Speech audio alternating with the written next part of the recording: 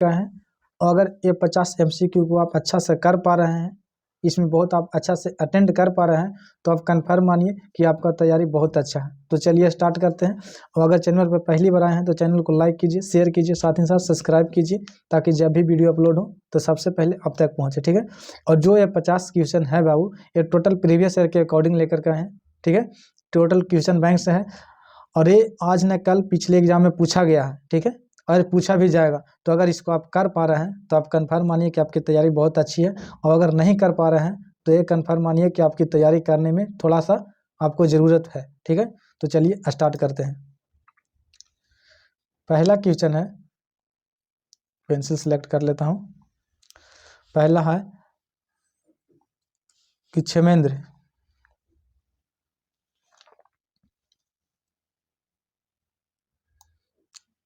की रचना कौन सी है? तो कौन सी है? मुद्रा राक्षस, अर्थशास्त्र, बृहद कथा एवं मंजरी, ठीक है, या कथित कथा सरित सागर। तो कौन हो जाएगा?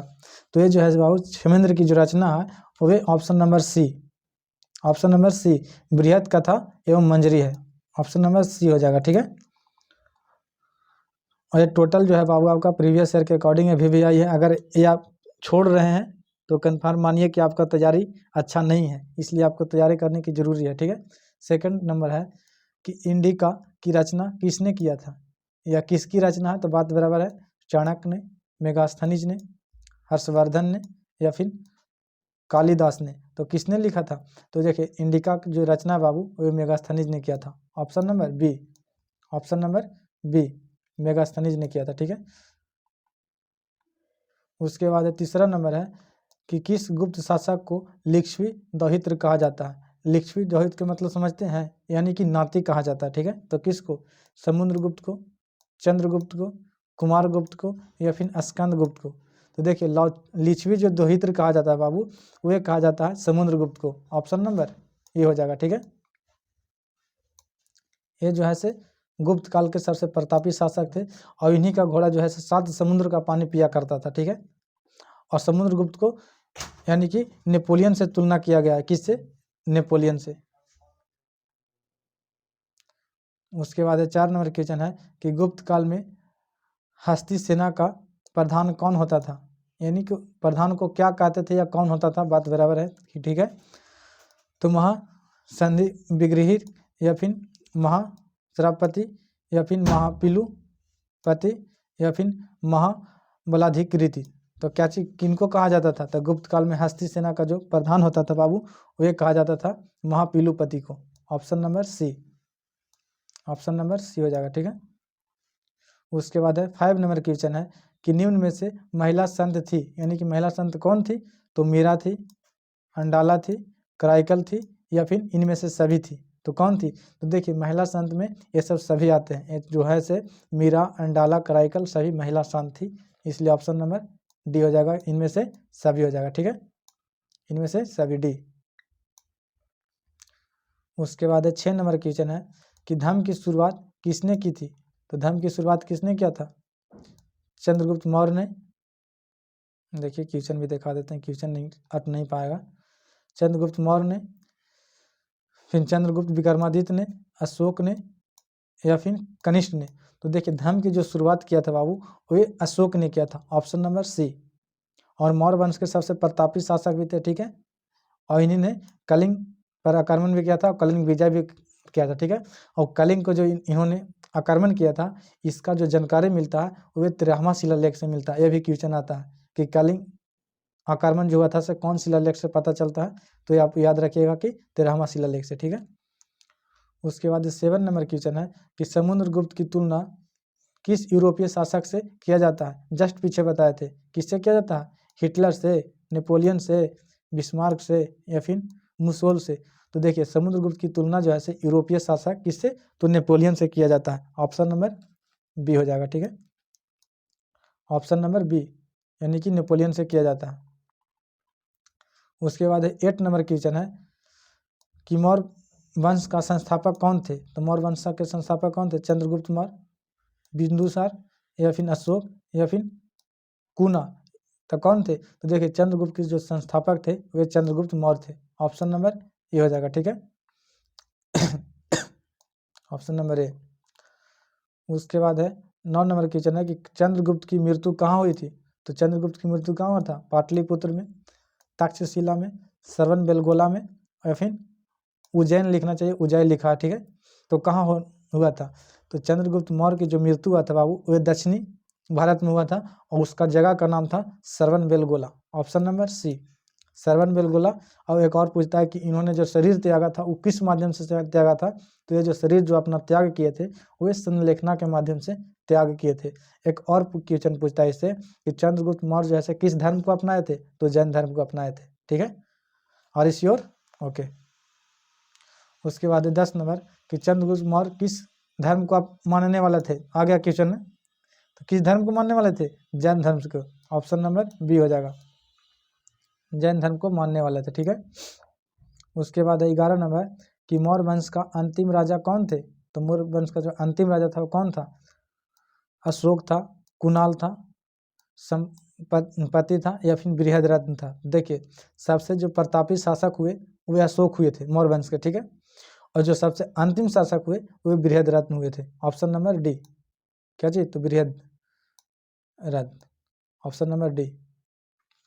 उसके बाद है 12 नंबर कि मौर्यकालीन टकसाल का प्रधान कौन होता था? तो मौर्यकालीन टकसाल का प्रधान कौन जो होता था? कोषाध्यक्ष, मुद्राध्यक्ष, पन्नाध्यक्ष, या फिर लावण्य अध्यक्ष? तो टकसाल का प्रधान कौन होता था? तो ये जो होता था बाबू ऑप्शन नंबर सी, पानाध्यक्ष होता था। ऑप्शन नंबर सी, पानाध्यक्ष, ठीक है। उसके बाद 13 नंबर क्वेश्चन है कि मौर्य वंश की राजधानी कहाँ थी? तो मौर्य वंश की राजधानी कहाँ था? विदिशा, दिल्ली, पाटलिपुत्र, या फिर राजगीर? तो मौर्य वंश का जो राजधानी था बाबू वह कहाँ था? तो ये जो राजधानी था ऑप्शन नंबर सी, यानी कि पाटलिपुत्र। ऑप्शन नंबर सी, ठीक है। उसके बाद 14 नंबर क्वेश्चन है कि मौर्यकालीन कलिंग राज कहाँ स्थित है? तो मौर्यकालीन जो कलिंग राज था वह कहाँ स्थित है, जो कि आज का नाम है? तो आज का नाम में कहाँ हो जाएगा? बिहार, बंगाल, उड़ीसा, या फिर मध्य प्रदेश? तो देखिए कलिंग जो है बाबू वह पड़ता आपका उड़ीसा में। ऑप्शन नंबर सी, ठीक है, उड़ीसा में। और एक और पूछता है कि कलिंग का जो युद्ध हुआ था, मतलब कि जो अशोक ने किए थे वे किस थी, कौन सा शिलालेख से पता चलता है? तो ये जो पता चलता है 13वां शिलालेख से। ये बहुत इंपॉर्टेंट है आपके लिए, ठीक है। अभी तक चैनल को लाइक नहीं किए तो लाइक कीजिए, सब्सक्राइब कीजिए, साथ ही साथ शेयर भी कीजिए, है ना, ताकि जब भी अपलोड हो तो सबसे पहले आपको पता चले। मौर्य वंश के समाहर्ता कौन था?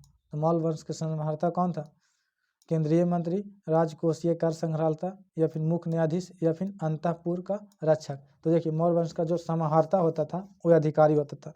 तो समाहर्ता जो अधिकारी होता था बाबू वह राजकीय कर संग्रह अधिकारी होता था। Option number B, option number B हो जाता, ठीक है। उसके बाद है 16 नंबर है कि मौर्य काल में ब्रह्म देह का क्या होता था? तो ब्रह्म देह का मतलब क्या चीज होता था? ब्रह्म देह मतलब होता है कि ब्राह्मण का दान देना होता था, ठीक है। तो क्या चीज होता था? पशु होता था, धन होता था, भूमि होता था, या कृषि होता था? तो देखिए मौर्य वंश का जो है से ये आपको दान दिया करते थे, वही भूमि दान करते थे। कौन सी? तो भूमि दान करते थे, है ना, ब्राह्मण को भूमि दिया करते थे। ऑप्शन नंबर सी, ठीक है।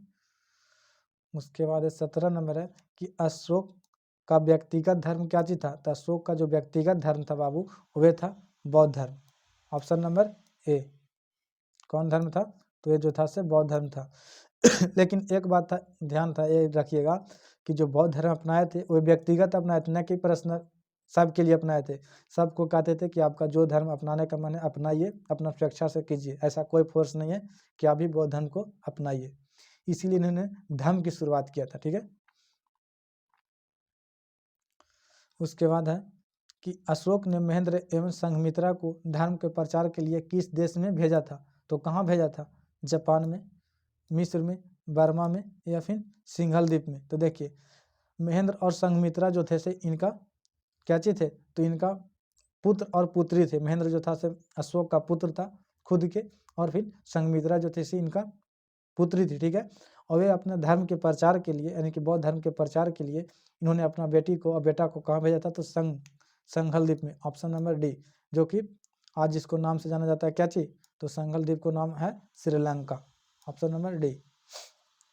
उसके बाद 19 नंबर की अशोक किस वंश का शासक था, तो किस वंश का शासक था, नंद वंश, मौर्य वंश या गुप्त वंश या फिर चोल वंश। तो इतना तो आपको पता होना चाहिए, ठीक है, कि अशोक जैसे मौर्य वंश का शासक था, ऑप्शन नंबर बी, ठीक है। उसके बाद है अशोक का कौन बौद्ध भिक्षु के प्रभाव में आकर बौद्ध धर्म को, देखिए क्वेश्चन कट रहा है,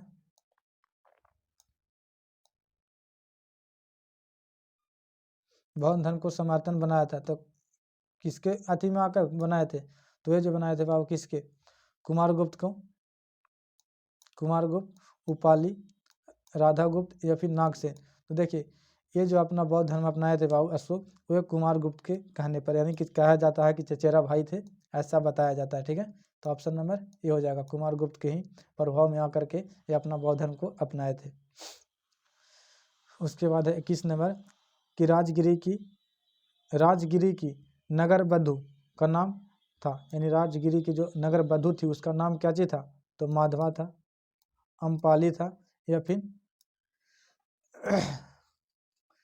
तिसछिता था या फिर सालबती थी। तो देखिए राजगिरी का जो है से जो नगर बधू थी उसका नाम था सालबती, ऑप्शन नंबर डी, ठीक है, सॉरी ऑप्शन नंबर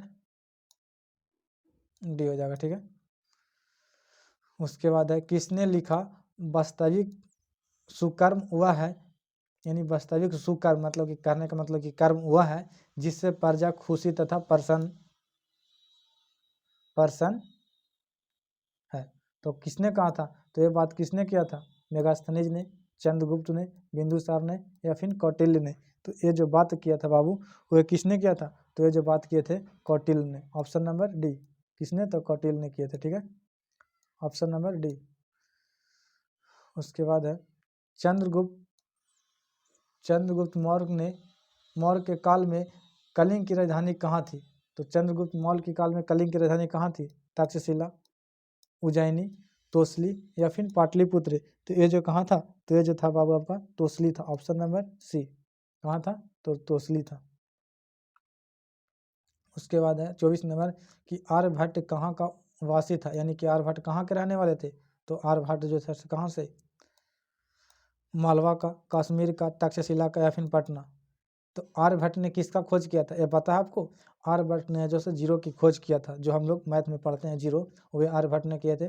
और आर्यभट्ट का जो जन्म स्थान था बाबू वह था पटना, यानी कि पाटलिपुत्र, ऑप्शन नंबर डी हो जाएगा, ठीक है, पटने के ही रहने वाले थे आर्यभट्ट। उसके बाद है कि द्वितीय नगरीकरण के नगरों को क्या कहा जाता है, तो द्वितीय नगरीकरण को क्या चीज कहा जाता है, ताम्रयुगीन, कांस्ययुगीन, लौहयुगीन या फिर इनमें से कोई नहीं। तो देखिए पहला जो था से कांस्ययुगीन था, पहला जो नगरीय सभ्यता था वो कांचे था, तो हड़प्पा सभ्यता थी, ठीक है। उसके बाद जो दूसरा है हड़प्पा सभ्यता को तो कांस्ययुगीन सभ्यता बोला गया, लेकिन दूसरा जो है वैदिक सभ्यता को ही हम लोग नगरीय सभ्यता मानते हैं दूसरी, और उसमें जो है कैंची का खोज हुआ था, लोहे का खोज हुआ था, इसलिए कह सकते हैं कि दूसरी नगरीय सभ्यता कौन थी, तो ये कांस्ययुगीन नगरीय सभ्यता थी, ऑप्शन नंबर सी हो जाएगा, है ना, ऑप्शन नंबर सी। उसके बाद है कि भारत का प्राचीनतम ज्ञात अभिलेख कौन सा है, तो भारत का सबसे पुराना जो है से कौन सा है, तो सारनाथ का अभिलेख, गिरनार का अभिलेख, बोजागोई का अभिलेख या फिर मथुरा का अभिलेख। तो सबसे जो पुराना जो है से बाबू आपका बोजागोई का अभिलेख था, ऑप्शन नंबर सी हो जाएगा, क्या चीज, तो बोजागोई का अभिलेख है, ठीक है, बोजागोई का अभिलेख। उसके बाद है कि मेगास्थनीज किस यूनानी शासक के राजदूत के रूप में पाटलिपुत्र में आया था, तो किस यूनानी शासक के रूप में आया था, देखिए क्वेश्चन पढ़ा देते हैं, मेगास्थनीज किस यूनानी शासक के राजदूत के रूप में पाटलिपुत्र में आया था, तो किसके नेतृत्व में आया था, तो पहला है सिकंदर, फिलिपीन, सेल्यूकस या फिर डिमिकेसर। देखिए जो है ना सेल्यूकस जो था से उसका सिकंदर का सेनापति था, ठीक है। तो जब सिकंदर ने यहाँ से हार अपना मानकर वापस लौट रहा था, तो उसी समय ने चंद्रगुप्त की वीरता को देखते हुए सेल्यूकस निकेटर ने अपना बेटी का विवाह कार्नेलिया का अपना जो है से चंद्रगुप्त मौर्य के साथ कर दिया। तो उसने अपने बेटी की रखवाली के लिए एक राजदूत भेजा था, उसका नाम था क्या जी, मेगास्थनीज, ठीक ना। तो वही पूछा है कि मेगास्थनीज किस यूनानी शासक के राजदूत बनकर आया था, तो ये जो है क्या जी, सेल्यूकस के, ऑप्शन नंबर सी, ठीक है। उसके बाद है कि कलिंग युद्ध का वर्णन किस अभिलेख से मिलता है, अभी जस्ट पीछे बताएं इसलिए बार बार इसको नहीं बताएंगे। ऑप्शन नंबर सी डी हो जाएगा, 13वां शिलालेख से, ऑप्शन नंबर डी यानी कि 13वां शिलालेख से, ठीक है। आप कमेंट बॉक्स में बताइएगा कि इसमें से आपका कितना सही हो पा रहा है, ठीक है। अगर सही है तो आप बताइएगा कमेंट बॉक्स में कि हाँ आपको इतना सही हुआ, और आपको किस चीज़ का और तैयारी करने की ज़रूरत है ये भी बताइएगा, ठीक है। चीनी यात्री फायान किस शासक काल के दरबार में आया था, यानी किसके शासन काल के दरबार में भारत आया था, तो चंद्रगुप्त मौर्य के, विक्रमादित्य के, अशोक के, या फिर कनिष्क के। तो फायान जो है बाबू आपको विक्रमादित्य चंद्रगुप्त द्वितीय के दरबार में आया था, ऑप्शन नंबर बी हो जाएगा, ठीक है, ऑप्शन नंबर बी। उसके बाद है मेगास्थनीज किस भारतीय शासक के दरबार में आया था, तो किसके दरबार में आया था, ये जो आया था चंद्रगुप्त मौर्य के दरबार में। जो पहले एक्सप्लेन कर दिए उसको हमको नहीं करना है, ठीक है, ऑप्शन नंबर सी हो जाएगा, ठीक है।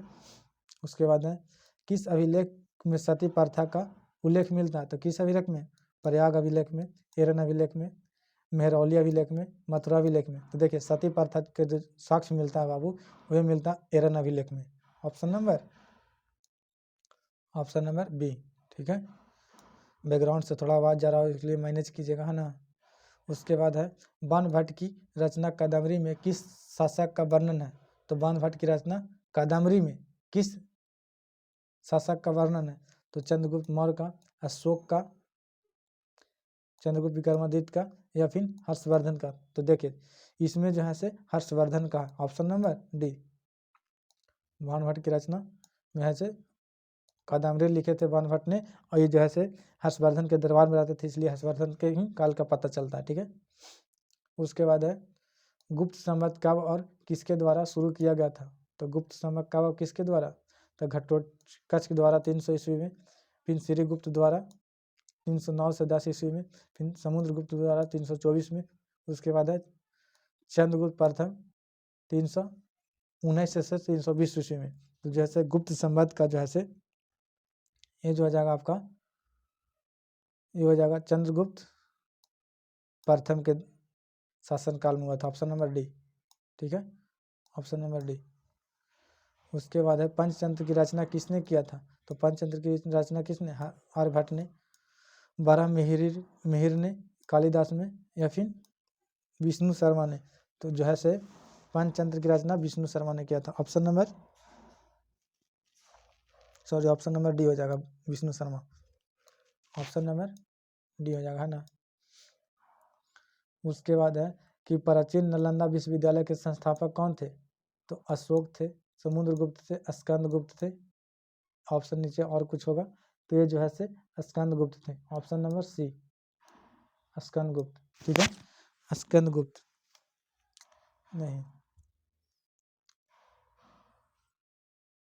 ये जो है स्कंदगुप्त होगा, हाँ ऑप्शन मेरा कन्फ्यूजन है इसलिए इसको फिलहाल के लिए छोड़ दीजिए, कह के ऑप्शन डी भी कटा हुआ है ना। उसके बाद है 36 नंबर है कि भारतीय इतिहास का कौन सा काल स्वर्ण काल कहा जाता है, तो कौन सा काल है, मौर्य काल, गुप्त काल, मुगल काल, या फिर अंग्रेजों का काल। भैया अंग्रेज के काल से कभी मत प्रसन्न होइएगा, ये स्वर्ण काल कहा जाएगा, कभी नहीं, लूट के चला गया साला डलहौजिया ने, है ना। इसलिए जो है सबसे ज़्यादा जो स्वर्ण काल माना जाता है वह गुप्त काल को माना जाता है, ऑप्शन नंबर बी, ठीक है।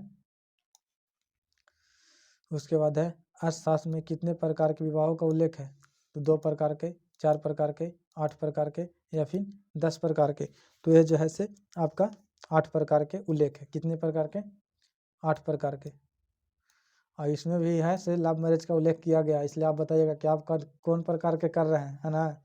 आप जैसे ही आपको परीक्षा का जो है कुछ बात कर लेते हैं आपसे, जैसे ही आपका परीक्षा का जब परिणाम आएगा तो आपका द्वार पर अगुआ आना स्टार्ट हो जाएगा, है ना। तो इस सबसे बच के रहिएगा, तैयारी कीजिएगा बढ़िया से, अच्छा जॉब लेकर शादी करना, ठीक ना। बाकी तो हमको कहने से आप मानिएगा नहीं, है ना। उसके बाद है 38 नंबर कि अर्थशास्त्र की रचना कब हुई थी, तो 6ठी शताब्दी ईसा पूर्व में, 5वीं शताब्दी ईसा पूर्व में, 4थी शताब्दी ईसा पूर्व में, या फिर 3री शताब्दी ईसा पूर्व में। तो देखिए आज साल की जो रचना हुई थी वो आपका 6ठी शताब्दी ईसा पूर्व में। ऑप्शन नंबर जो हो जाएगा से क्या चीज, तो ऑप्शन नंबर ये हो जाएगा, है ना। उसके बाद है नालंदा विश्वविद्यालय के छात्र थे तो कौन, फाहियान, हेनसान, हर्ष या फिर कुमारगुप्त। तो देखिए नालंदा विश्वविद्यालय के जो छात्र रहे हैं बाबू वही हेनसान रहे, ऑप्शन नंबर बी। और हेनसान ऐसे जो कि खाली छात्र वहाँ के नहीं रहा है, ये वहाँ पे पढ़ाने भी लगे थे, है ना। और हेनसान कहाँ के रहने वाले थे, तो ये जो है से चीन के रहने वाले थे, ठीक है। उसके बाद है 40 नंबर क्वेश्चन है। देखिए 50 क्वेश्चन के बहुत हम लोग करीब पहुँच गए हैं, है ना। किस गुप्त शासक को उसके सिक्कों का पर बीना बजाते हुए दिखाई पड़ता है, तो किस गुप्त शासक को, तो ये जो है से समुद्रगुप्त प्रथम, चंद्रगुप्त द्वितीय, समुद्रगुप्त या फिर स्कंदगुप्त। तो ये जो है से किसके हैं, तो ये जो है से बाबू आपका समुद्रगुप्त, ऑप्शन नंबर सी हो जाएगा।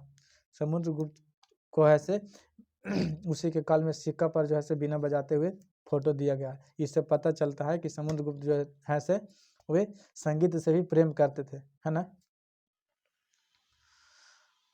आप कमेंट बॉक्स में बताइएगा जरूर कि आपको कितना सही हो रहा है। अगर सही इसमें 50 में से मान के चलिए 40 प्लस आपको हो रहा है तो बहुत अच्छा तैयारी है, और आपको थोड़ा और मेहनत करने की ज़रूरी है। और जो आप सोच रहे हैं ना कि फर्स्ट लाकर हमको नाम हो जाएगा, फर्स्ट लाने से अब कुछ नहीं नाम होता है ना। फर्स्ट लाने से उतना ही नाम होता है जितना कि आपको घर वाले खुश हो सके, लेकिन बाहर वाले खुश के लिए आपको टॉप 10 में लाना ही पड़ेगा, है ना। जिससे आपका भी, आपका परिवार का भी नाम रोशन होगा, ठीक है। और आगे के लिए भी पढ़ाई करने में आपको जिज्ञासा जगेगा।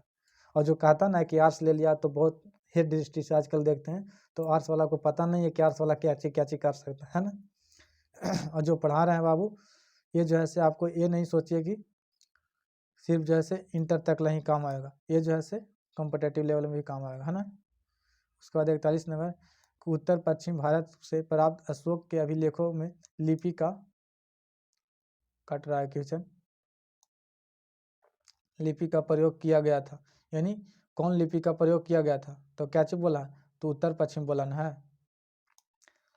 उत्तर पश्चिम में खरोष्टी लिपि, अरमाई लिपि, ब्राह्मी लिपि, ये भी में से कोई नहीं। देखिए उत्तर पश्चिम जैसा ही बोला ना तो ये खरोष्टी लिपि में लिखा गया था, ऑप्शन नंबर ए, ठीक है, खरोष्टी लिपि।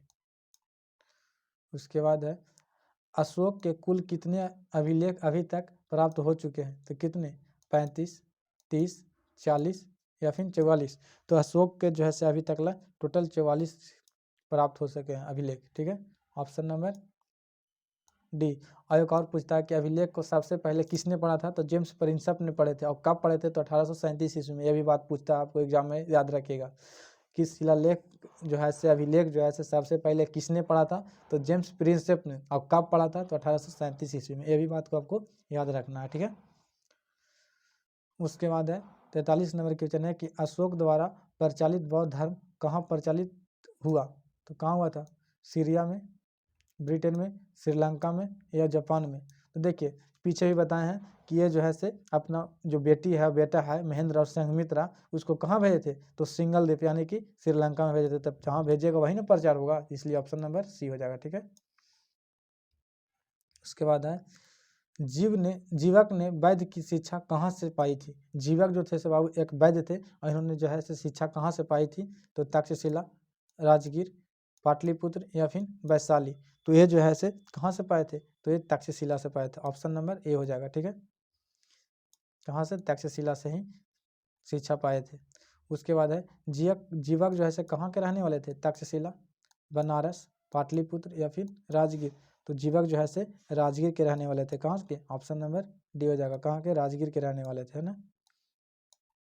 उसके बाद है जीवक की ख्याति किस रूप में था, तो जीवक क्या चीज थे, व्यापारी थे, प्रशासनिक अधिकारी थे, वैद्य थे या फिर बौद्ध भिक्षु थे। तो जीवक जो से एक वैद्य थे, ठीक है, ऑप्शन नंबर सी हो जाएगा, वैद्य के रूप में इनका जो है से प्रख्याति है।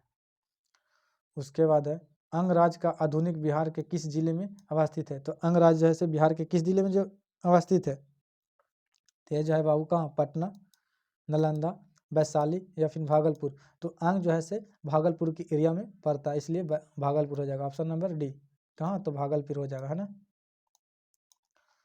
उसके बाद है बिंबिसार का संबंध किस वंश से था? तो बिंबिसार का संबंध किस वंश से था? नंद वंश, हर्यंक वंश, शिशुनाग वंश या फिर मौर्य वंश? तो बिंबिसार का संबंध जो था बाबू हर्यंक वंश के था। और बिंदुसार पूछता है, दो है, एक बिंबिसार है, दूसरा बिंदुसार है। तो ये बात को आपको बार बार कंफ्यूजन होता है बिंबिसार और बिंदुसार में। तो याद रखिएगा जो बिंबिसार है वो हर्यंक वंश में थे, ठीक है, और बिंदुसार जो थे से मौर्य वंश में था, ठीक है। तो इसलिए ऑप्शन नंबर बी हो जाएगा। उसके बाद है कि जरासंध का संबंध किस वंश से था? तो जरासंध जो है से किस वंश से बिलोंग करते थे? हर्यंक वंश, बृहद्रथ वंश या फिर नंद वंश या फिर मौर्य वंश? तो जरासंध जो है बृहद्रथ वंश से सहयोग करते थे। ऑप्शन नंबर बी, यहीं से ये बिलोंग रखते थे, ठीक है। उसके बाद है आपका लास्ट क्वेश्चन है आपके लिए, आप एक कमेंट बॉक्स में बताइएगा इसका आंसर क्या हो जाएगा कि तक्षशिला किस राज्य में स्थित था? तो मगध में, अंग में, गांधार में या फिर मल में? तो ये आपके लिए क्वेश्चन है, ये आप कमेंट बॉक्स में बताइएगा कि तक्षशिला किस राज्य में स्थित है, ठीक है। तो इस वीडियो में इतना ही, फिर मिलते हैं नेक्स्ट वीडियो में। और आप कमेंट बॉक्स में ये भी बताइएगा कि आपका कितना सही हुआ है ना। तो चलिए, जय हिंद।